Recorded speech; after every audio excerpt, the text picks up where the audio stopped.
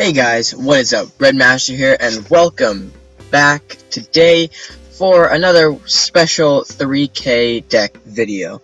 For those of you who viewed my last one, it was extremely popular. A lot of views, a lot of feedback on that. So I thought I'd bring you another one. I haven't hit 3K in a while, mostly out of sort of doing YouTube for a little while. I wasn't too much into the whole push, along with other life complications. But this season, January 2017, I was able to hit 3K off of a deck that has been highly advertised now, at this point anyway. You know, if you know me on Discord, I've said it on Reddit, Discord a lot. Even fellow YouTuber Kev1 has made a series, or part of his series revolved on this deck. It is the Doomship deck, and it was the deck that got me to 3K, and I was very excited because this deck took off again really fast, and I know a bunch of you guys out there enjoy playing it. You enjoy having fun with it. I've seen you guys, some of you on TV. You guys are learning, even though I do see losses out there. That doesn't discourage me. I'm just happy that you guys are using it. So, without further ado, I will go through my deck list for Doomship. It has been updated in a sense. I know the last video I have here regarding Doomship is sort of outdated. So, this video is sort of like the updated version, along with a 3K deck match. Didn't really do live because the wait times are going to be sort of long, and I want to go through the deck first. Oh, I'm just going to do a single player match, but if you guys do want to see ranked gameplay, I will link an Evening with Red video in the description, in which I have 2 matches, both showcasing Doomship's potential. So, let's go right into the deck. So, as you guys know, the theme of this deck is generally a big monster power-up sort of deck. You do know that the ultimate goal here is, or there are many win conditions of the deck, including Pirate Ship and spawning a bunch of monsters on the base. You have the Kraken and the face of the Dragon, all extremely, and there's a bunch of other combos in here that are waiting as your win condition per se. So I'm just going to go through it right now and kind of give you each sort of card's individual purpose. We start out with Manfish. Manfish is a very simple card.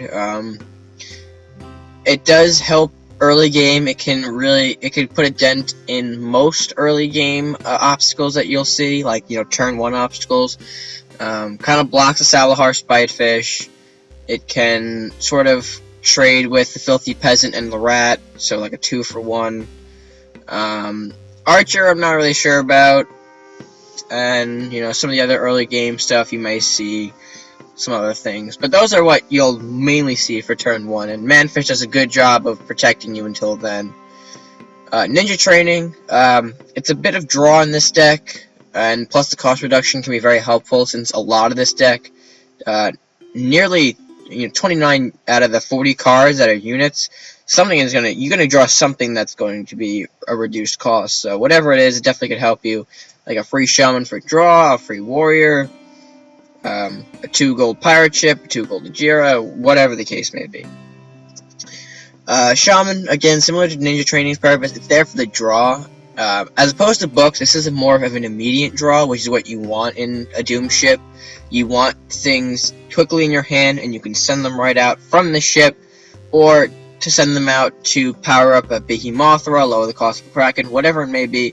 You want that instant draw, which is what the Shaman has that the books sort of lack. So, and it can also do some very nice damage with Vanishing Strike. Now that the Vanishing Strike is 4/4, the fact that you could put on a Shaman for 5/5 and put it back to your hand, another great way to control the board, a great way to get more draw to your hand, and of course 3 of them, using 1 of them on Shaman doesn't really hurt you too much. And of course the Vanishing Strike also pairs with Ajira to bring her back into your hand for more monsters, or something else to really clear the way So something, when you have Doom Ship, when you're dropping things, hang them on the castle, you want to pull your guys back up to your hand so another one can come in. Vanishing Strike is a great way to do that. Next we have Warrior. Now, Warrior was I think Warrior and Shaman originally weren't in the Doom Ship build.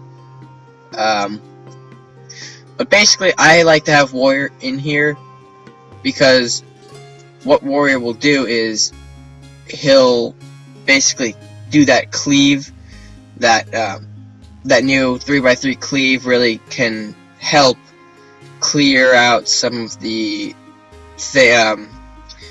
what you could say, swarms, rats, undead, etc. Get some nice castle damage, can help take out a couple of those buildings. And if you're moving it with Pirate Ship and Face of the Dragon, that's even more dangerous. Warrior with Face of the Dragon, that's 5. And, with that cleave of 3x3, that can take out a good amount of things. Moving it with Pirate Ship is also, just useful because it gives you that extra movement that you need to maybe reach something. And generally, 3-4 at 2 gold, that's a pretty good early game unit. Not a lot can really counter that, so it's a pretty good thing to have. Next you have Behemothra. Maybe I should send it this, I don't know. Behemothra is one of your, sort of, when you're in a monster deck, you're going to have Behemothra in it, to be honest. He kind of serves 2 purposes. One, he does have the monster tag, so it will lower that Kraken cost into your hand. He also can gain 1/1 when a monster is played, so when you're playing things like Kaijir, Manfish, Serpent Witch, lowered monsters from Majira alongside him, he is definitely going, or I don't even know if it's a he or she, it'll definitely get powerful. And it's sort of one of the things that makes Doom Ship, it's one of its win conditions if you want to make it that, because depending on what you draw to your hand, you could be relying on Behemothra your game instead of the Kraken. So, again, it sort of shows that variability, that diversity of the Doom Ship in terms of its win conditions and whatnot. Next we have Kaijir. Sort of the similar purpose to Manfish. It's in there primarily to support the deck, to make sure it doesn't run out of steam. 3/5, it's a good defensive unit. You're gonna have it sit right at the base, or not right at the base. I don't know why I got off on that. I think that's for Grendel later on, if you want it. But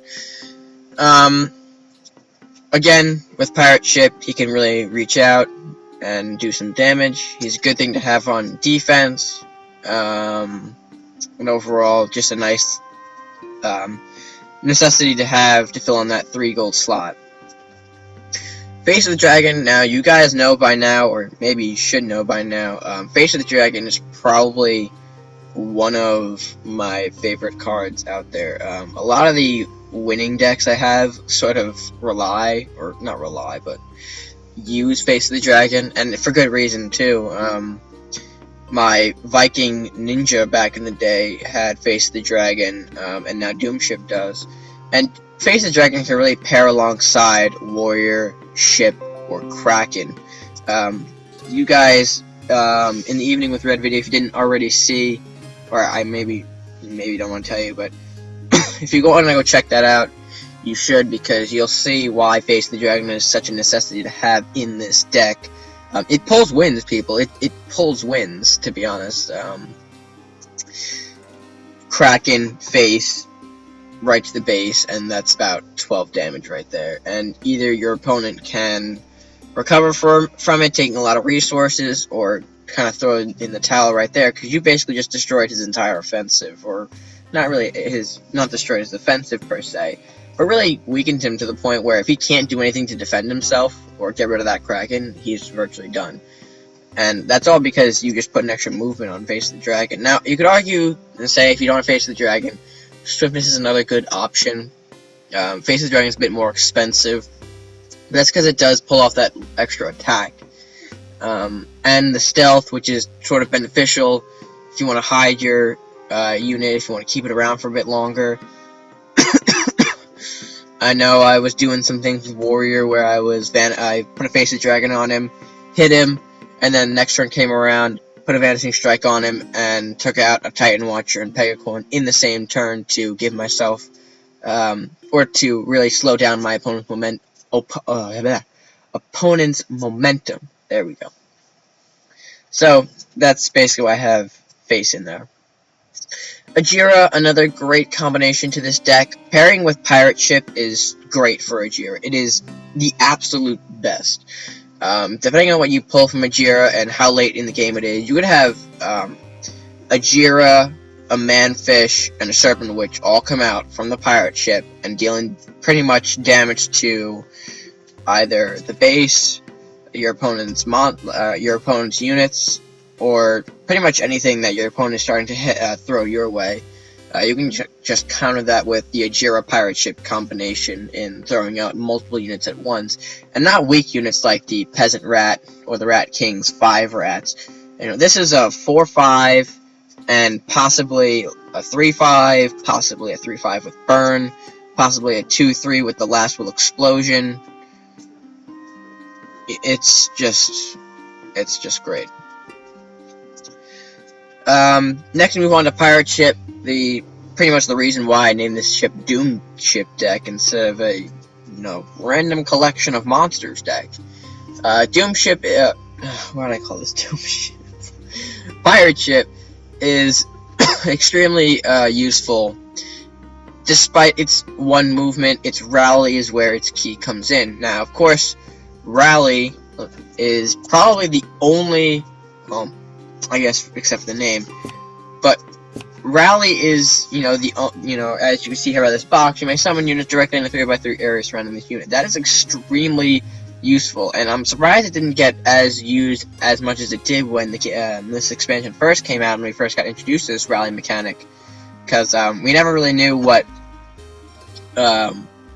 Rally did, but seeing how we only got it off Pirate Ship, we were like, oh, where people started saying, oh, I don't want to use this, I don't want to waste a slot just for this weak unit that may do nothing in the deck and can get destroyed very easily. But you see by now, Pirate Ship is earning its place inside monster decks, because that's where it pairs nicely with. Monsters don't rely on buildings to power them up, and buildings kind of block off Doom Ship's movement or the key places in which you want to have Doom Ship spawn in. So, I mean, normal building place in which is like right next to the castle. So, and that's where you would put your Pirate Ship when you first summon it, so it can start summoning units directly in front of the base or in front of your castle to swarm the opponent's side of the board. So, yeah, pretty much why I named this deck Doom Ship is because of this little fella right there. And of course, if you've already seen Kev1's bonus clip per se, it also works with Kraken. So, you can, if you pilot this deck right, you could have a Pirate Ship right next to the castle, an invisible ship so they don't see it, and spawn in a Kraken to just devastate your opponent. Serpent Witch plays a similar role to Kaiser and Manfish. It's there. It's, what I might need in the deck to clear out some other units. I argue if you don't have Serpent Witch, you could throw in a Ramrus just to kind of even this out. If you want to get bold, and if you have the cards, I would say King Crab, because it's 4 gold for 4 gold, and the 7 gold, the 7 attack instead of 5 attack. But again, that's if you have 3 of King Crab. If you don't, I would stick to Ramrus over Serpent Witch, since I know not everyone may have Serpent Witch since it is an event card. Moving on, Eternity Strike. Eternity Strike to me is the great sort of ninja removal that I needed to have in this deck. It's 3 to all connecting enemies, is extremely useful in taking out some pesky things that I may get in the way of my monsters. Weaker swarms, rats, they all can just Eternity Strike, and then boom, their entire board is virtually gone, and they're left to face the incoming swarm of monsters I have prepped for them. So, that's why I carry Eternity Strike with me, and of course 3. Next we move on to Grendel. Grendel is sort of like the heavy hitter of the monster deck. Now again, if you'd rather have King Crab as opposed to Grendel, then this is another swap you can make. I choose Grendel because he's more beefier than King Crab, and he has that, better attack and better health. Well, not better attack, but he has a better health, which keeps him alive longer. The last will can sort of help me get some spaces reserved for my bigger monsters. King Kaiju, pretty much the same role as Grendel. Both of them kind of are influenced by Parachute's movement as well. Their direct spawn in front of your castle can lead to pretty much a clear of what your opponent might have on the board. So, if you use it right, so that's why I carry both King Kaiju and Grendel in the deck. And finally, Kraken. I do carry 2 Krakens and 1 foil Kraken, because foil Kraken was actually my first foil legendary that I picked up. Well, not really the first, but it was a foil legendary that I picked up from the Viking Ninja 3K deck run that I had. So I kind of just threw this in there for kick. I do have, I think, a regular Kraken. Yeah, I have another regular one, but foiled is always nice. And I don't... Yeah, Ninja Training is foiled, and Kraken is foiled. So, but of course, these two are in there because it's another one of your big monsters, your big win condition right here. I've always, double Kraken summons I've pulled off with this. I've stealthed my Kraken with Base of the Dragon and put it right on the base. I've pretty much done a lot with Kraken in this deck, and it's extremely fun to use. And of course, if you don't have Kraken, I strongly advise you want to run this deck that you should find yourself 3 Krakens. Through Peasant packs, through regular packs, through craft, whatever you need to do, you get Kraken in your deck, because it is ultimately the big powerhouse of the deck. It is your primary winner most of the times, and if it's not your winner, then you're pretty much gonna have it in your hand. It's gonna be costing like 2 gold or even 0 gold in your hand from all the monsters you play. So things I don't run in the monster category that you might find, Colossus. Obviously, it's not good to, or to me personally, I don't want it. Doesn't really build up very quickly, and early game could actually get destroyed depending on what your opponent has. King Crab, of course, though, you could substitute him for Serpent Witch or Grendel. Voyager and Minotaur I don't play simply because they're just too much gold and I could lose momentum because of their high cost. And that's about it, basically. So, I'm going to do one single player match. I know you guys don't like it when I do single player match. I know. But, again, I do have a Evenings with Red, which I have 2 ranked matches with Doomship, so you can go and check that out to see proof of it actually working in the rankings. So, in this match against Warlocks now, we're going to play this Manfish here to block off that rat. And you do see that we have a nice curve. We're going to play Behethra next turn, into Pirate Ship, into... Yeah, so let's just throw it out now. And then next we're going to throw out our Pirate Ship. And then from there, Nalik here to really show the devastating ability. So, of course, because of this clear, we're pretty much safe to throw down our Pirate Ship. You can't do anything, so we're going to throw out a Jira. Going to strike that castle. And we pulled off 2 Kaijus from it. We'll play one of them to power up our Behemothra. He'll play both monsters that Ajira gave him. That will do that. Okay. So then we can do this. Knock that back. Play another Ajira right up on the base. Spawn that Ramorous down there. Play the Behemothra right there.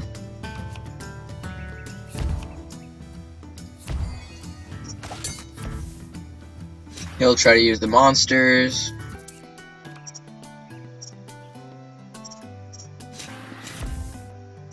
And then pretty much here we got him in the GG with spawning that big King Kaiju on from the pirate ship to finish off the base. So that was a quick game, but it kind of showed you what Doom Ship can really do and how you can use it effectively. So with that being said, this has been the 3K deck of January 2017, the Doom Ship deck. If you guys enjoyed, please make sure to give this video a like, share it with your friends, and comment down below of how far maybe you have gotten with Doom Ship deck, or maybe just your thoughts in general. How much have you seen Doom Ship and played? Are you ever considering Doom Ship, or using Doom Ship? So, with that being said, until the next video, guys, stay gaming.